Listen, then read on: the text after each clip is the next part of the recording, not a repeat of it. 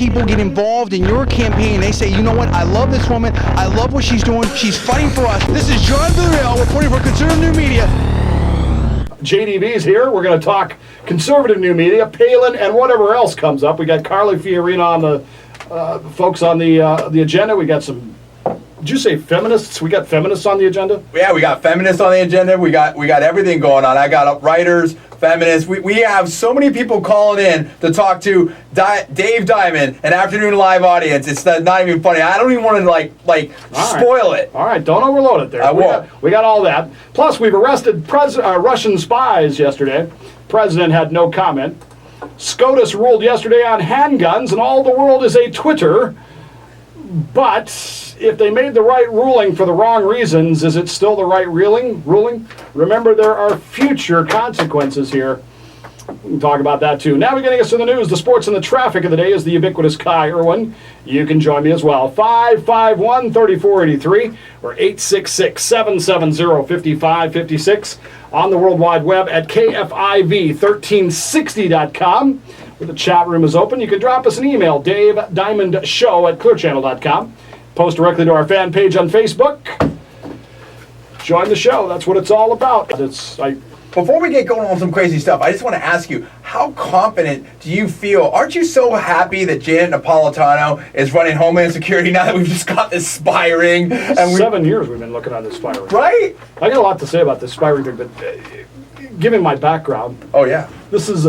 Did you notice we didn't charge any of them with espionage? None of them were actually caught for spying. No, I'm glad that we're so focused on Tea Party members and returning military as potential terror threats while we have spy rings going on, Al-Qaeda maybe slipping across the border, drug wars. Russian spy rings. Russian? Doesn't that? I know. Doesn't that kind of ring anybody's jaw a little bit? Russian spy rings. 7 years they've been doing this investigation. They arrest them a couple of days after Medvedev shows up for hamburgers with the president. Right. Well, the world, except that they weren't spies. They weren't arrested for spying. No. They have not been charged with espionage. They've been charged with all kinds of. Basically, they've been charged with being illegal immigrants. Now they call it something else, but that's essentially what they've been. In other words, I want you to be clear on this. The federal government has arrested 11 Russians, some of them citizens, right, because they weren't supposed to be here. Wow. Are they actually serious on immigration now? But wait, this is an administration that refuses to even talk about a war on terror until just recently because they're getting destroyed in the polls. When will the failed Obama administration build a wall in the Bering Strait to keep the Russians out? Yeah, well, I'm just telling you, there's two natural disasters going on. There's two disasters. We have one disaster in the Gulf, and the other is the Obama administration. That's what we're dealing with. There is that. We got a lot of stuff to get to today. Between Kagan, between the Palin event that you went to the other day, and Mike went to the other day, and everybody but me got to go. How the hell does that happen? I'm the big kahuna here. How come I don't get to go? Because I got to be here on Friday. That's right. People depend on you in the Central Valley to have the #1 show. That's what you do. I have 3 tuxedos. I own my own tuxedo. Wow. I don't get to go. He has to go to Rossini's to get a free tuxedo. Now, you know I try to get you in there, though. I know. All right. The problem is I had to be here. Right. Because by now you figured out Marty is out. Marty has had a minor accident. He's nothing bad. He's just a little under the weather. Kai has to fill in over there. When Kai has to fill in over there, somebody has to be here. And so JDV went to this thing. Yeah. You've got your first guest. You've got the first guest. You want to set this up? Okay, I'll set it up. So basically, we went to this thing with Sarah Palin. It was unbelievable. We got literally the best and most complete coverage of the entire event. I'm talking the protests inside, outside. We're going to play some clips the next hour. We got a 1080p shot. Now, I insisted, and they were really, really cool with me. I insisted that basically I had to have my own camera there because we shoot in Blu-ray quality. We have the best stuff. And I don't trust the mainstream media and their feeds and everything like that. And we'll get into that later with all the with the open mic and everything like that. And so anyway, it was an unbelievable event. It raised the most money in school history. I think we're gonna have the school call us later and talk about that. Everyone was really, really happy with the event. And of course, we saw the follow through later, where the media was trying to talk about piñatas, and they were trying to, That's where I wanted to go. I wanted to go to the piñata in the park. Yeah, I mean, it was silly. But we'll get to that. But the point is, I don't think they were giving Sarah Palin her just due, and there was a lot of people, we're going to talk to them throughout this whole show, where basically, you know, they want to keep attacking Sarah Palin unfairly. They were chanting out there, the protesters, quote, racist, sexist, anti-gay, Sarah Palin, go away. Now, I have a friend, and we've done some work for her and her organization, and she started doing some stuff with my brother, who was a big-time Democrat before he came over to our side, and he was a Hillary supporter. This is Amy Siskind, who's going to join us here, and now she is a big-time feminist for the new agenda. She'll tell you what's going on. Did you use the force to convert him? Did you? Porter, join me. Yeah. It is your destiny. Yes. Kind of thing. Yes, absolutely. And go ahead. Get Amy in New York. Amy, good afternoon. Welcome aboard. Thank you for having me, guys. Yeah. You're welcome. Welcome aboard. We love Amy. This promises to be high energy here. So, Amy, what's your take on all this then? Well, I would agree with John that, I think generally female candidates are treated differently in the media than candidates in general that are male. I mean, for example, another example, there's an article today in the Huffington Post that I found abhorrent talking about Meg Whitman and how she raises her sons and whether that should be something that we look at in evaluating a candidate. Which, is she running for Mother of the Year or Governor of California? Well, now, it's is this the article?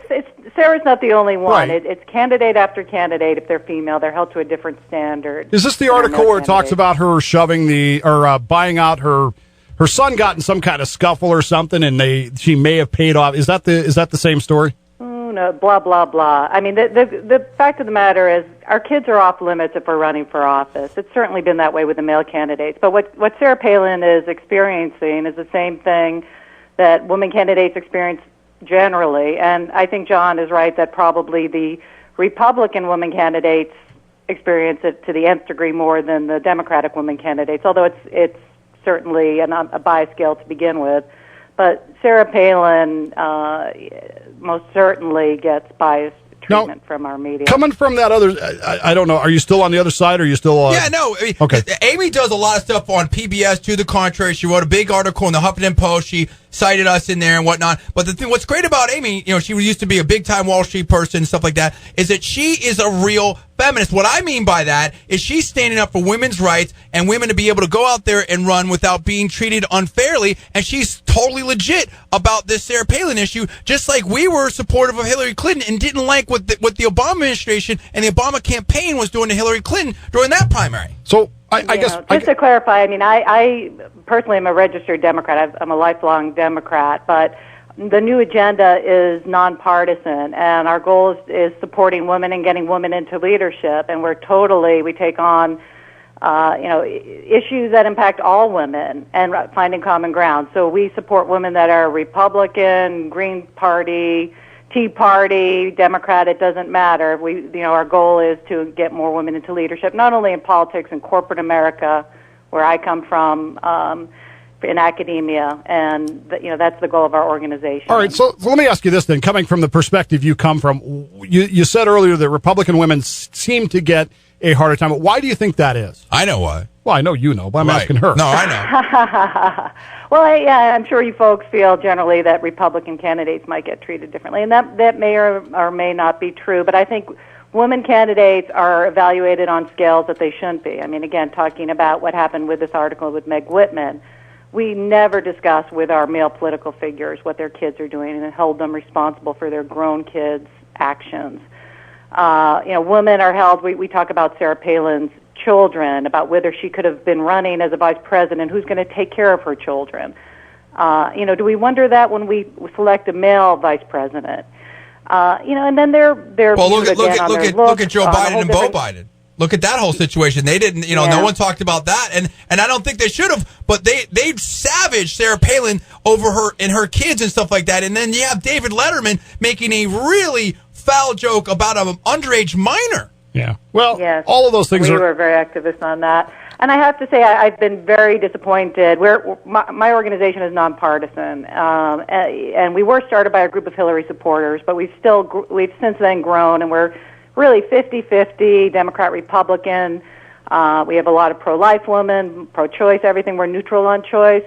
But I will say I've been really disappointed with a lot of the women's groups for not only not standing up to the sexism against Sarah Palin, but also fanning the flames. Well, 50-50's got to make an interesting because coffee if we time. allow sexism into the equation, it's going to impact Democrat and Republican women. And we're happy to stand alone and defend her, but unfortunately, it seems like that's the case more and more often. Amy, we're up against the bottom of the hour. You know how that goes. So if somebody is interested in your organization, wants to help out, wants to support, how do they get a hold of you?